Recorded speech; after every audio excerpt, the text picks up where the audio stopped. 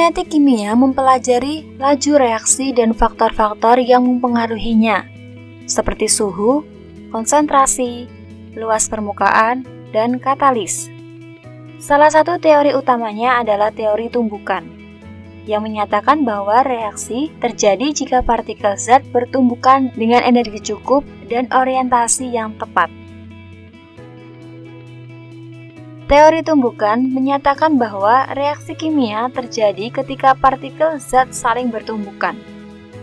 Namun, tidak semua tumbukan menghasilkan reaksi. Hanya tumbukan efektif, yaitu tumbukan dengan energi yang cukup dan orientasi yang tepat yang dapat membentuk produk. Syarat terjadinya tumbukan efektif adalah: yang pertama, energi cukup. Yang kedua, orientasinya tepat. Energi aktivasi adalah energi minimum yang diperlukan agar suatu reaksi dapat berlangsung. Jika energi tumbukan lebih kecil dari energi aktivasi, partikel tidak memiliki cukup energi untuk memulai reaksi, sehingga reaksi tidak terjadi. Sebaliknya, jika energi tumbukan lebih besar daripada energi aktivasi, partikel dapat melewati penghalang energi. Terjadinya tumbukan turut dipengaruhi oleh beberapa faktor, di antaranya sebagai berikut. Konsentrasi. Semakin tinggi konsentrasi, maka semakin sering terjadi tumbukan. Suhu. Suhu yang tinggi meningkatkan energi partikel dan jumlah tumbukan. Luas permukaan. Zat lebih kecil memiliki lebih banyak area kontak. Katalis. Menurunkan energi aktivasi dan menghasilkan tumbukan efektif. Grafik energi aktivasi menunjukkan hubungan antara energi partikel dan jalannya reaksi, di mana puncak grafik mewakili energi aktivasi yang harus dicapai agar reaksi berlangsung. Katalis berperan menurunkan energi aktivasi sehingga reaksi dapat terjadi lebih mudah dan lebih cepat. Berikut ini merupakan contoh penerapan tumbukan. Yang pertama, reaksi pembakaran. Gas oksigen dan bahan bakar harus bertumbukan dengan energi yang cukup. Yang kedua, pelapukan besi.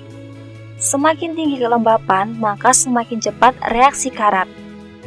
Yang ketiga, tablet effervescent dalam air.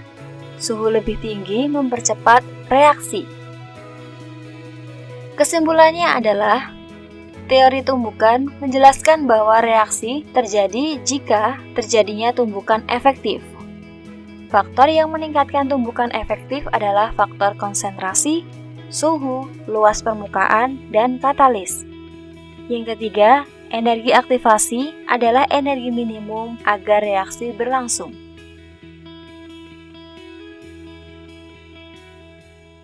Untuk memahami materi, mari kita berlatih mengerjakan soal-soal berikut ini. Pertanyaan yang pertama, apa yang terjadi jika energi tumbukan lebih kecil daripada energi aktivasi? Jawabannya adalah C. Reaksi tidak terjadi. Jika energi tumbukan lebih kecil daripada energi aktivasi, maka tumbukan yang akan terjadi tidak akan berhasil dan tidak ada reaksi kimia yang terjadi. Partikel-partikel reaktan hanya akan saling memantul tanpa perubahan kimia yang signifikan. Pertanyaan kedua, faktor yang meningkatkan laju reaksi kecuali tekanan. Faktor-faktor yang mempercepat laju reaksi adalah luas permukaan, konsentrasi, suhu, dan katalis. Peningkatan luas permukaan, konsentrasi, atau suhu meningkatkan tumbukan efektif antar partikel, sementara katalis menurunkan energi aktivasi agar reaksi lebih mudah terjadi. Pertanyaan ketiga, apa yang dimaksud dengan energi aktivasi? Jawabannya adalah B. Energi minimum. Energi aktivasi adalah energi minimum yang diperlukan untuk memulai suatu reaksi kimia. Energi ini merupakan hambatan energi yang harus diatasi oleh reaktan agar dapat berubah menjadi produk. Setelah energi aktivasi tercapai, reaksi akan berlangsung dan menghasilkan produk. Pertanyaan keempat. Mengapa serbuk lebih reaktif dibandingkan dengan bentuk padat? Jawaban yang tepat adalah luas permukaan lebih besar.